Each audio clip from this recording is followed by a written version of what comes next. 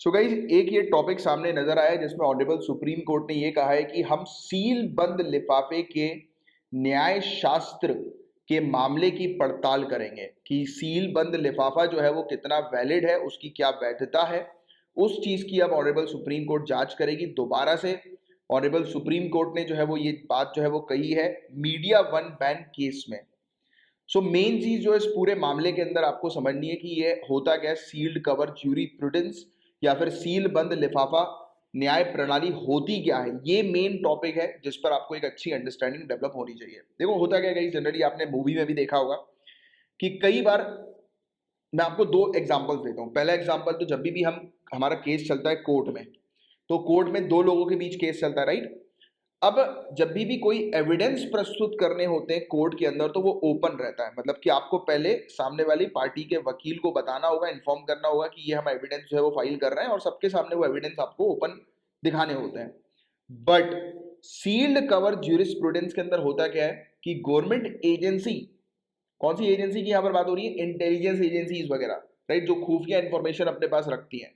तो कई बार कोर्ट के कहने पर सरकारी एजेंसी जो होती है वो लिफाफा में बंद करके कॉन्फिडेंशियल इंफॉर्मेशन जजेस को प्रोवाइड कराती हैं और जजेस सिर्फ उस इंफॉर्मेशन को ही ओपन कर सकते हैं और वो खुद ही अपनी तक सीमित रख सकते हैं, उसको लीक नहीं किया जाएगा क्योंकि ये कॉन्फिडेंशियल इंफॉर्मेशन होती है। जैसे कई बार मामले में हम नहीं चाहते कि उस चीज को हम पब्लिक के बीच में जो है वो रखें, बट जज को पता होना चाहिए जिससे कि जज एक प्रॉपर डिसीजन ले और सामने वाले को दोषी उनको करार करना है या नहीं करना है, फिर वो उस इंफॉर्मेशन को खुद पर्सनल लेवल पर देखने के बाद डिसाइड करें।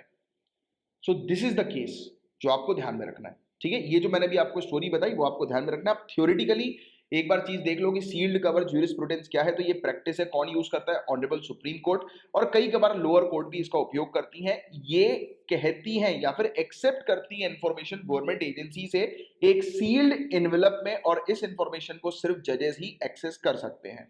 कहीं पर भी कोई भी कानून में ये डेफिनेशन नहीं लिखी गई है डॉक्ट्रिन ऑफ सील्ड कवर के बारे में, सील बंद लिफाफे के सिद्धांत के बारे में कहीं पर भी इसकी परिभाषा नहीं दी गई है।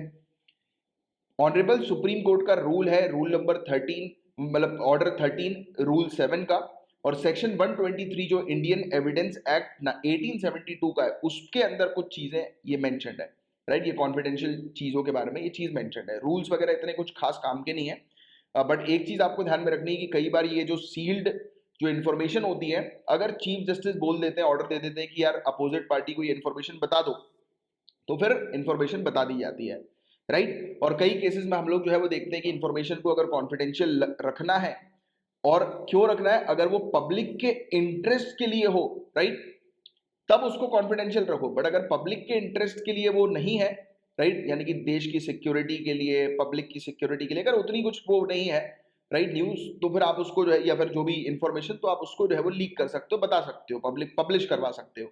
तो ये एक चीज है, और वो पूरा फैसला जो है वो कौन लेंगे, चीफ जस्टिस लेंगे।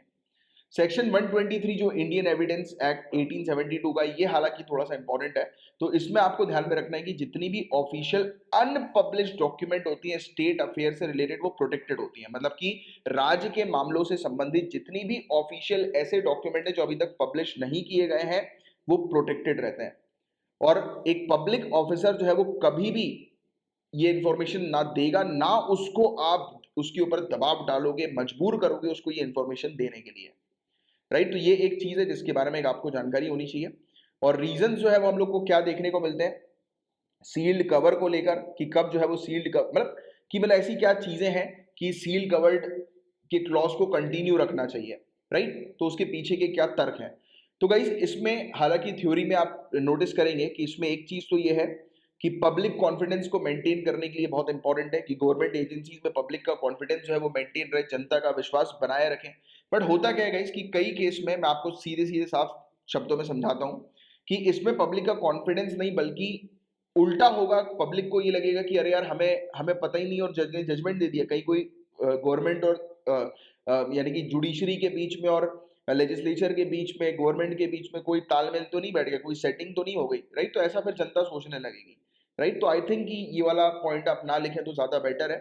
आप ये जरूर लिख सकते हैं कि ऑफिशियल सीक्रेट एक्ट के अकॉर्डिंग ये बहुत जरूरी होता है कि सरकारी, जैसे आप भी गवर्नमेंट सर्विसेज में जब जाएंगे तो it is very important for you also, right, कि काफ़ी सारी चीज़ें जो है वो आप इवन अपनी फैमिली मेंबर्स तक नहीं बताएंगे अपने काम के बारे में, अपनी फैमिली मेंबर से भी आपको छुपा के रखना होगा। बहुत बहुत बार आपके पास ऐसी चीज़ें आएंगी, ऐसे अपॉर्चुनिटीज़ आपको मिलेंगी जिसमें आप बहुत ही गोपनीय वाली एक्टिविटीज़ में इन्वॉल्व होंगे, बहुत ही सीक्रेट एक्टिविटी में इन्वॉल्व होंगे, तो उस दौरान आप नहीं बता सकते, राइट। तो ऐसी जो चीज़ें होती हैं तो ऑब्वियस ही बात है कि उसके लिए सील कवर्ड वाला क्लॉज बहुत ज़रूरी होता है। और कई बार इंटरनेशनल मामले होते हैं जो काफ़ी ज़्यादा सेंसिटिव होते हैं, और कई केस में जैसे कि कुछ ऐसे मामले जैसे कि रेप के विक्टिम्स के मामले हो गए, सेक्सुअल असॉल्ट के सर्वाइवर्स हो गए, चाइल्ड अब्यूज़ के सर्वाइवर्स हो गए, राइट। तो ऐसे मामले में फैमिली डोंट वांट कि उनकी इन्फॉर्मेशन जो है वो पब्लिकली अवेलेबल हो, तो फिर उस चीज़ में ये पूरी चीज़ जो है वो गोपनीय रखी जाती है, राइट।